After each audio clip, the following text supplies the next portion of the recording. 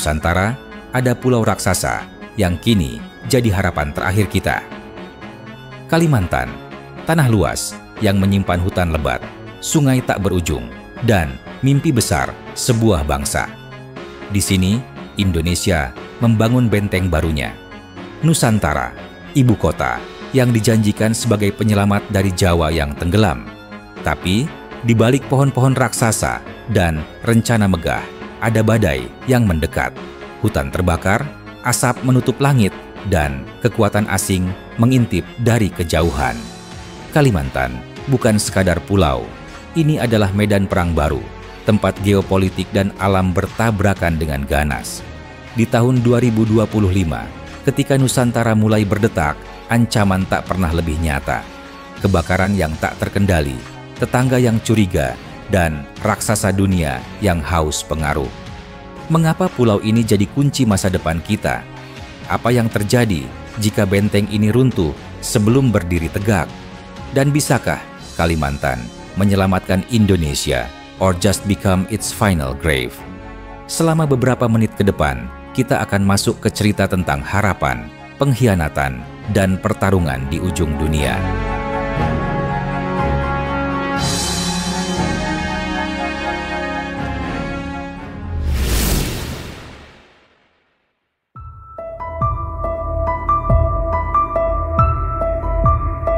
Kalimantan adalah raksasa yang terluka di jantung Indonesia.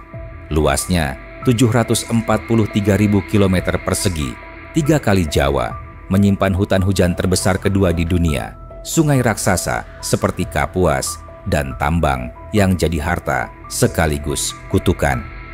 Pulau ini penjaga pintu Indo-Pasifik, berbatasan dengan Laut Cina Selatan dan Sabah, Malaysia.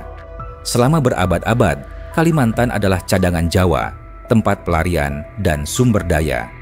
Kini, di 2025, Presiden Prabowo Subianto menatapnya dengan mata tajam seorang jenderal. Dia melihat Kalimantan sebagai benteng terakhir, nadi baru yang harus bangkit saat Jawa tenggelam. Prabowo, yang baru dilantik Oktober lalu, berjanji lanjutkan warisan Jokowi. Pindahkan pusat kekuasaan ke sini, ke Nusantara. Tapi, luka pulau ini dalam. Hutan yang dulu hijau kini penuh bekas tebangan, asap kebakaran menyelimuti langit setiap tahun, dan tanahnya direnggut ambisi manusia. Prabowo tahu ini. Dia pernah bilang, kekuatan sebuah bangsa ada di tangan rakyat dan alamnya. Tapi bisakah dia, dengan latar militernya, ubah Kalimantan dari raksasa yang terluka jadi raksasa yang berdiri tegak? Di tengah dunia yang penuh konflik, pulau ini tak lagi hanya soal alam. Ini tentang kekuatan, pengaruh, dan kelangsungan sebuah bangsa yang bertaruh segalanya di sini.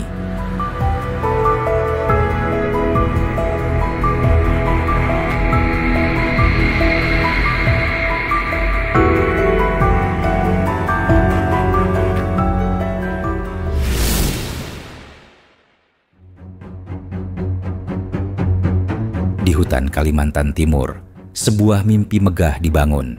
Nusantara, ibu kota baru Indonesia. Di 2025, proyek ini hidup. Gedung modern menjulang, jalan membelah hutan, dan janji kota hijau jadi simbol masa depan. Presiden Prabowo Subianto, yang baru 3 bulan pegang tampuk kekuasaan, mendorongnya dengan tangan besi. Dia bilang di pidato perdananya, Nusantara adalah bukti kita tak menyerah pada krisis.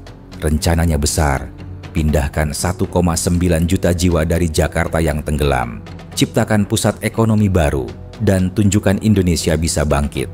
Tapi, mimpi ini di bibir jurang. Biaya triliunan rupiah membebani negara, hutan ditebang demi ruang, dan banjir mengintai. Progres IKN di Maret 2025 baru separuh. Kantor pemerintah berdiri, tapi infrastruktur tertatih.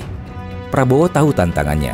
Dia panggil investor Tiongkok untuk jalan dan pelabuhan, sambut AS untuk teknologi. Tapi, tiap bantuan datang dengan tali. Malaysia curiga melihat IKN dekat Sabah sebagai ancaman batas.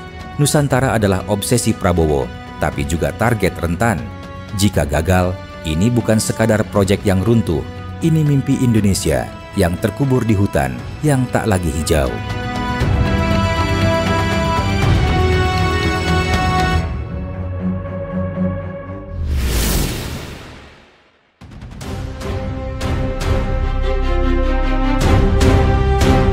Kalimantan tak hanya bertarung melawan api, ini adalah panggung perebutan kekuatan dunia. Di utara, Laut Cina Selatan, medan konflik Tiongkok dan AS hanya beberapa ratus kilometer dari pantainya. Nusantara, dengan posisinya yang strategis, jadi incaran. Tiongkok tanam modal besar, jalan dan pelabuhan IKN penuh cap mereka, bagian dari Belt and Road yang haus pengaruh.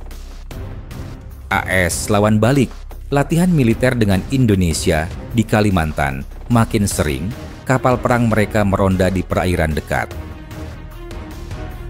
Malaysia, di Sabah, tak nyaman.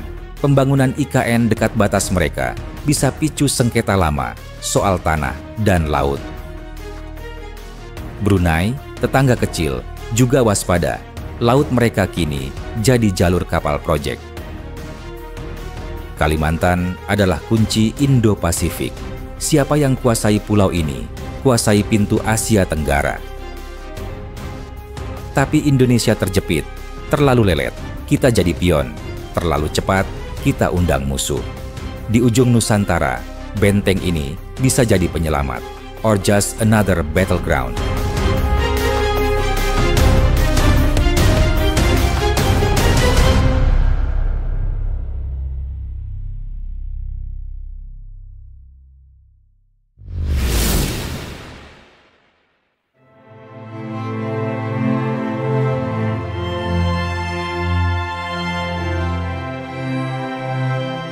Bagaimana nasib Kalimantan di tangan Presiden Prabowo? Jika api dan ambisi tak terbendung, pulau ini bisa jadi kuburan harapan. Hutan lenyap, Nusantara gagal, Indonesia kehilangan bentengnya.